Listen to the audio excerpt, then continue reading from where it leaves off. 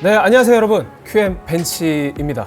보드를 또 들고 왔는데요. 네, 에이수스 제품입니다. ROG 스트릭스 B760F 게이밍 와이파이 모델인데요. 네, 일단 칩셋이 790이 아니라 760입니다. 그래서 여러분들이 뭐 이제 CPU 오버클럭이라든지 그런 것들을 조금 포기해도 되는 그런 분들 중에서 그래도 이제 좀 보드는 품질이 좋은 거를 쓰고 싶다, 이런 분들이 좀 관심을 가질 만한 그런 제품이 아닌가 싶은데, 일단은 760이라 하더라도 ROG 스트릭스에 속해 있고, 그 다음에 F 모델입니다. 보통 이제 스트릭스에 붙는 전미사가 E, F, 뭐 H 뭐 이런 게 있는데, F면 이제 상급이라 할 수 있겠죠.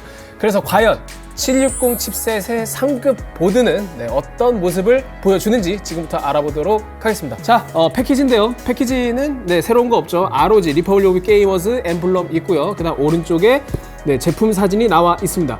그리고 하단을 보시면 인텔 12세대, 13세대와 호환되고요. DDR5 메모리를 지원하고 LGA 1700 소켓을 사용하고 있습니다. 그리고 PCI 5.0을 지원하는데 5.0은 M.2 슬롯은 아니고 그래픽 카드를 장착하는 PCI 익스프레스 슬롯에 제한된다는 거 알아두시면 좋겠습니다. 그리고 아우라싱크 와이파이 6E를 지원합니다. 자, 뒷면 가볼게요. 네, 뒷면에는 보드의 어떤 전체적인 레이아웃과 그다음 주요 특징들이 있는데요. 왼쪽에 이제 레이아웃이 있고, 오른쪽에 보시면 16+1 전원부를 가지고 있고요. 그다음에 PCI 슬롯 Q 릴리즈 기능, 제가 너무너무 사랑하는 기능이 되겠습니다. 그래픽 카드 장착하거나 탈착할 때 이거를 손쉽게 분리해 줄 수 있는 그런 기능이에요. 그 다음에 프리미엄 커넥티비티, 뭐 연결성이 좋다, 그만큼 포트 수가 많다, 이런 뜻이고, 그 다음에 트리플 젠4 M.2 슬롯, M.2 SSD가 PCI 4.0짜리 3개가 있다, 이런 뜻을 가지고 있네요. 자, 바로 패키지 개봉해 보도록 하겠습니다. 패키지 열어주시면 안에 모습은 이렇게 생겼어요. 검은색 내부 박스 디자인을 가지고 있고요. 일단 상단에 스트릭스 본품이 있고, 아래쪽에 액세서리가 있습니다. 일단 액세서리를 다 꺼내 볼게요. 그래도 이제 스트릭스라고 해서 뭐 이것저것 많이 주기는 합니다. 과연 어떤 것들이 있을지. 네, 제가 지금 액세서리를 다 꺼내 봤는데요. 일단 자잘한 것부터 한번 살펴보죠. 네, 와이파이 모델이기 때문에 와이파이 안테나를 제공하고 있습니다. ROG 안테나 있고요. 그 다음에 짜잘한 M.2 고정 핀, 이런 나사로 연결된 이런 핀들을 제공하고 있고, 그 다음에 여분의 M.2 써멀 패드, 그 다음에 선정리를 위한 케이블 타이, 그리고 사타 케이블, 뭐 이 정도 구성하고 있네요. 자, 이것들은 잠시 넣어주고, 그리고 이제 종이 인쇄물들이 있는데, 그 전에 ROG 스트랩, 예전 세대부터 계속해서 제공하고 있는 건데, 그냥 뭐 기념품 정도로 보이고요. 그 다음에 감사카드, ROG 감사카드 또 있습니다. 또 있어요. ROG가 확실히 뭐 서브 브랜드 중에서는 존재감이 막강하긴 하죠. 자, 그리고 ROG 종합 선물 스티커 세트가 이렇게 제공되고 있습니다. 그리고 이제 매뉴얼이 있는데요. 매뉴얼은 한국어는 지원하지 않고요. 이렇게 그래도 굉장히 상세한 매뉴얼을 제공해주고 있어서 굉장히 도움이 많이 될 것으로 예상이 됩니다. 물론 여러분들이 매뉴얼을 잘 안 보신 분들 계시겠지만 생각보다 큰 도움이 될 때가 많아요. 한번 확인해 주시고, 자, 액세서리 살펴봤고 바로 본품 넘어가도록 하겠습니다. 네, 스트릭스 제품. 자, 비닐에서 벗겨냈습니다. 이게 바로 에이수스 ROG 스트릭스 B760F 게이밍 와이파이가 되겠습니다. 먼저 디자인을 좀 언급을 하고 싶은데, 일단 멀리서 봤을 때는 기존에 여러분들이 스트릭스 보드 하면은 어떤 떠오르는 그런 디자인에서 크게 벗어나진 않습니다. 일단 전반적으로 블랙 색상에다가 그 다음에 이제 무채색 톤으로 처리한 여러 가지 폰트들, 타이포그래피라든지 엠블럼이라든지 디자인 요소들, 이런 것들이 각인이 되어 있는데, 이게 디테일로 따지고 들어가 보면 굉장히 재미있는 요소가 많아요. 전원부 상단 히트싱크에도 이게 지금 굉장히 레트로한 감성이죠. 픽셀화된 어떤 게임 이미지들이 이렇게 각인이 되어 있고, 그 다음에 이제 아이오 커버부 쪽에도 상단에는 ROG, 그 다음에 하단은 또 ROG 엠블럼이 뭔가 디자인이 가미돼서 거미줄 같은 이런 문양과 함께 나와 있네요. 그리고 이제 M.2 히트싱크에도 굉장히 화려한 색채로 꾸며져 있고, 칩셋 히트싱크도 디자인 요소가 굉장히 복잡해서 굉장히 뭐 디테일하기도 하지만 한편으로는 조금 복잡한 그런 모습을 보여주기도 합니다. 그리고 이제 가장 하단에 M.2 대형 히트싱크가 있는데 여기는 이제 M.2 슬롯이 2개가 있겠죠. 여기에도 픽셀 디자인으로 ROG 스트릭스가 나와 있습니다. 근데 여기 보니까 PCB 표면에도 픽셀화된 게임 그래픽이 있어요. 여기 보시면 M.2 히트싱크에도 비행기가 있고, 그 다음 PCB에도 여기 보시면 여기서 비행기가 미사일을 쏘면은 이제 상단에 뭐 이렇게 적들이 이렇게 있는 것 같은데, 이게 이 게임이 아마 제가 알기로는 뭐 확실하진 않습니다. 예전에 갤러그보다 오래된 게임이 있어요. 이러한 어떤 슈팅 게임 중에 스페이스 인베이더라고 있는데, 정확하게 스페이스 인베이더를 나타낸 건지는 모르겠으나 그런 유사한 형태의 오마주를 한 디자인이 아닐까 그렇게 생각이 듭니다. 그래서 이제 곳곳에 뭐 이렇게 음표 표시도 있고 뭐 트로피 표시도 있고 픽셀화된 디자인이 중구난방적으로 배치가 되어 있는데, 이거는 디자인이라는 게 어쨌든 취향 영역이라서 제가 이제 디자인 전문가도 아니기 때문에 정확한 평가는 힘들지만 일단 이런 생각은 들었습니다. 어떤 디자인의 통일성 면에서 폰트라든지 그 다음에 어떤 이 디자인의 형태, 이런 것들이 뭔가 통일감이 좀 부족하고 좀 중구난방적인 그런 모습은 있는 것 같아요. 그래서 개인적으로는 그러한 느낌의 복잡한 디자인이 조금 정리가 되지 않은 그런 느낌은 듭니다. 그래도 ROG 스트릭스, 즉 에이수스가 다른 제품에서도 이제 나왔던 것처럼 뭐 팩맨 디자인이라든지 그렇게 레트로한 게임 감성을 보드에다가 접목시킨 그 자체로는 저는 굉장히 긍정적으로 보고 있어요. 저는 이런 느낌을 굉장히 좋아하긴 합니다. 하지만 그것과 별개로 전반적인 어떤 디자인의 복잡한 요소들이 좀 통일감이 부족해 보인다, 이런 말씀을 드리고 싶고요. 이런 내용들은 뒷면에도 있어. 뒷면에도 보면은 그냥 놔두진 않았습니다. 물론 백플레이트는 없지만 여기 보시면은 뭐 스트릭스 이런 것들을 굉장히 그 예전에 스타워즈 비슷한 폰트 느낌으로 이렇게 처리를 해가지고 굉장히 화려한 느낌을 전달해주는 그런 디자인도 접목되어 있습니다. 자, 일단 보드 디자인을 살펴봤고요. 일단 보드 폼팩터는 ATX 폼팩터입니다. 표준 폼팩터고, 그 다음에 이제 그 전원 입력 단자를 보면은 8+4핀, 네, CPU 보조 전원 단자는 8+4핀을 띄고 있고요. 오른쪽에 보시면 보드 입력 단자로는 24핀이 있습니다. 그리고 이제 아래쪽에 전면부, 네, USB 연결을 위해서 USB 3.2 Gen2 Type-C 헤더가 있고요. 그 아래쪽에는 USB 3.2 Gen1 헤더가 있습니다. 그리고 SATA 포트는 총 4개가 있고요.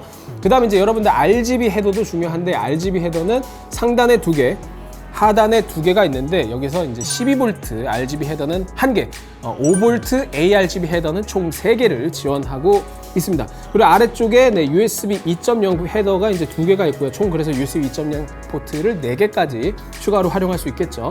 이런 형태의 구성을 띄우고 있고, 그 다음에 이제 오디오 칩셋 같은 경우에는 ALC 4080 칩셋을 장착했다고 합니다.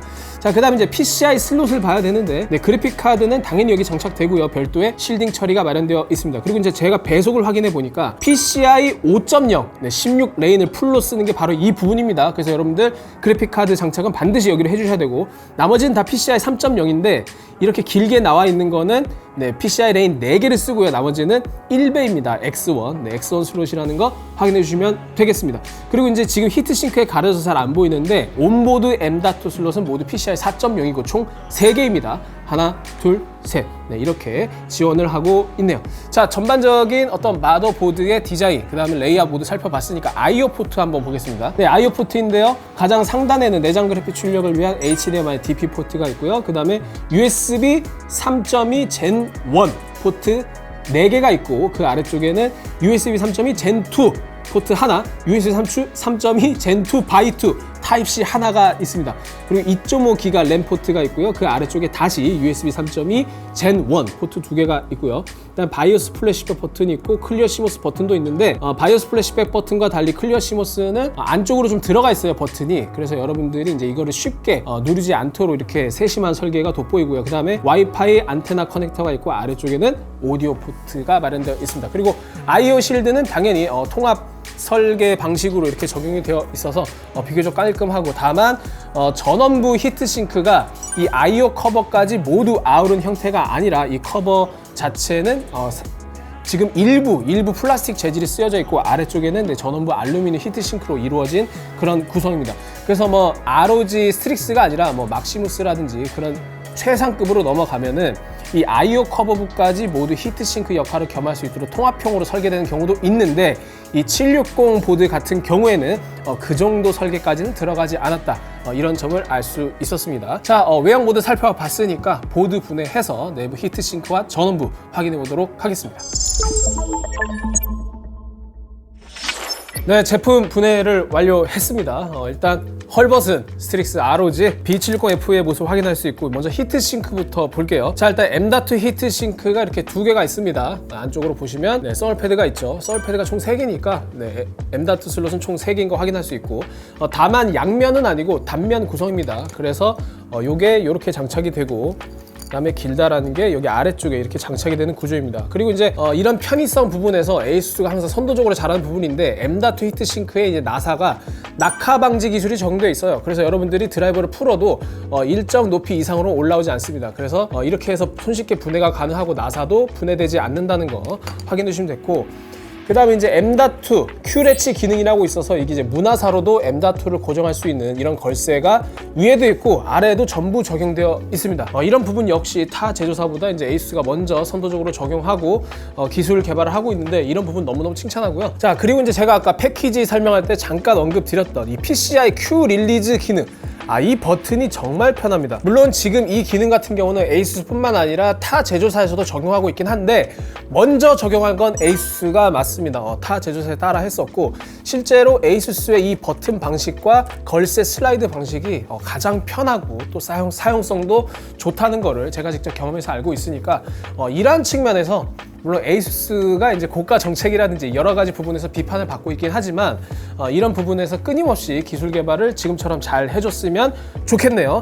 자, 이제 M.2 히트싱크 말고 전원부 히트싱크를 볼 텐데, 일단 전원부 히트싱크는 이렇게 크게 두 가지 파츠로 되어 있습니다. 상단이 있고 측면이 있는데, 아까 말씀드렸지만 아이오 커버랑 통합된 형태는 아니에요. 이렇게 보시면 아이오 커버는 따로 플라스틱 재질로 이렇게 제작이 되어 있습니다. 그래서 안쪽에 보시면 케이블이 나와 있는데, 이거는 뭐냐, 아이오 커버 표면에 ROG 엠블럼이 LED로 점등되기 때문에 LED 연결 케이블이라고 생각하시면 되겠고요. 그 다음에 이제 전원부 히트싱크, 제가 항상 에이수스 보드 분해하면서 느끼는 건데, 또 초크를 다 덮지 않고 있습니다. 여기 보시면 서울 패드가 두 가지 종류잖아요. 여기 보시면 좀 가느다란 게 모스펫과 접촉하는 부위이고, 좀 넓은 게 전원부 초크와 접촉하는 부위인데, 전원부 초크 부분이 이제 완전히 덮지 못하고 조금씩 잘려 있는 부분을 확인할 수 있는데, 물론 전원부 초크가 전원부 발열의 핵심 부품은 아니에요. 그래서 이런 서울 패드가 굉장히 크리티컬하고 중요한 이슈는 아닐지라도, 그래도 어떤 제품의 만듦새, 완성도 측면에서 지적하는 것이 좋을 것 같아서 항상 말씀드리고 있어요. 실제로 타 제조사 같은 경우는 이런 부분까지 아주 충실하게 구현해내고 있는 제품들이 많으니까요. 자, 그 다음 전원부 한번 보겠습니다. 전원부는 전형적인 배치 형태를 보이고 있어요. 이렇게 기역자 형태로 배치되어 있고, 페이지 수는 총 16 플러스 1 페이지 구성이 되겠습니다.